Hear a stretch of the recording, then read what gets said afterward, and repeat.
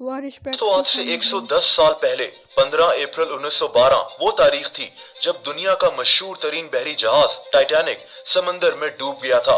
उस वक्त रात के 2:20 हो रहे थे। टाइटैनिक उस वक्त कनाडा के पास अटलांटिक ओशियन में मौजूद था। इस हादसे में 1500 से ज्यादा लोग मारे गए थे। अब टाइटैनिक कैसे डूबा ये मैं आपको पहले भी कुछ वीडियोस में बता चुका हूँ। इस वीडियो में मैं आपको ये बताऊंगा कि टाइटैनिक के डूबने के बाद क्या हुआ, यानी टाइटैनिक के मलबे के साथ क्या हुआ, आज टाइटैनिक कहाँ मौजूद है और इस तारीखी बहरी जहाज को आज तक निकाला क्यों नहीं जा सका।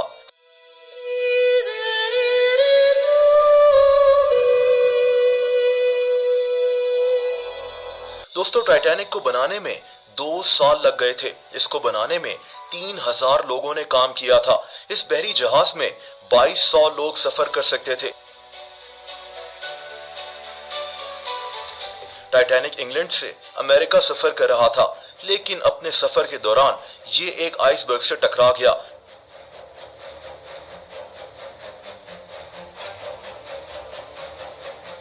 अब कई लोग ये भी मानते हैं कि उस वक्त टाइटैनिक में आग लग चुकी थी और इसके डूबने की एक बड़ी वजह आग भी थी। बहरहाल आइसबर्ग से टकराने के बाद टाइटैनिक 2 हिस्सों में टूट गया और ये समंदर की गहराई में चला गया। कितनी गहराई आप जानकर हैरान रह जाएंगे। दोस्तों, टाइटैनिक समंदर के 12,600 फीट नीचे मौजूद है। अब जब 1912 में टाइटैनिक डूब रहा था तो इसके डूबे हुए मलबे को ढूंढने की बहुत कोशिश की गई। कई टीम्स अटलांटिक ओशियन में जाकर वापस आ चुकी थीं, लेकिन टाइटैनिक का कुछ पता नहीं लग सका।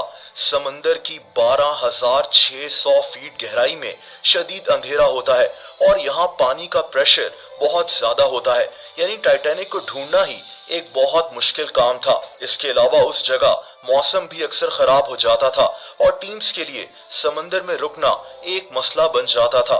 दोस्तों, इसी तरह 73 साल गुजर गए और फाइनली 1985 में जाकर टाइटैनिक का मलबा ढूंढ लिया गया। इसको ढूंढने वाले आदमी का नाम रॉबर्ट बेलार्ड था। क्योंकि टाइटैनिक डूबने से पहले 2 हिस्सों में टूट गया था, इसीलिए समंदर में भी इसके 2 हिस्से मौजूद थे। टाइटैनिक के दोनों हिस्से एक दूसरे से तकरीबन 2000 फीट दूर मौजूद थे। इसको ढूंढने के बाद रॉबर्ट बेलार्ड ने कहा था कि मुझे पूरा यकीन है कि टाइटैनिक को कभी भी निकाला नहीं जा सकता। इसकी वजह मैं आपको आगे चलकर बताऊंगा। दोस्तों, इसके बाद टाइटैनिक की तरफ कई एक्सपीडिशंस भेजी गईं। 1987 में टाइटैनिक से 1800 चीजें निकालने का भी दावा किया गया, जिनमें कुर्सियां और घड़ियां वगैरह शामिल थीं। लेकिन टाइटैनिक के मलबे को कभी ऊपर क्यों नहीं निकाला गया, ये तारीख का एक इंतहाई अहम हिस्सा है। तो फिर इसका मलबा आज भी पानी में क्यों मौजूद है। दोस्तों, टाइटैनिक के हिस्सों को बारी बारी समंदर से निकाला भी जा सकता है और कई लोगों ने इसको निकालने की कोशिश भी की। आज जब हमारे पास टेक्नोलॉजी भी मौजूद है कि हम समंदर की इतनी गहराई से चीजें निकाल सकते हैं, तो टाइटैनिक के टुकड़ों को क्यों निकाला नहीं जा रहा। दोस्तों, इसकी एक सिंपल वजह यह है कि टाइटैनिक अब तकरीबन खत्म हो चुका है।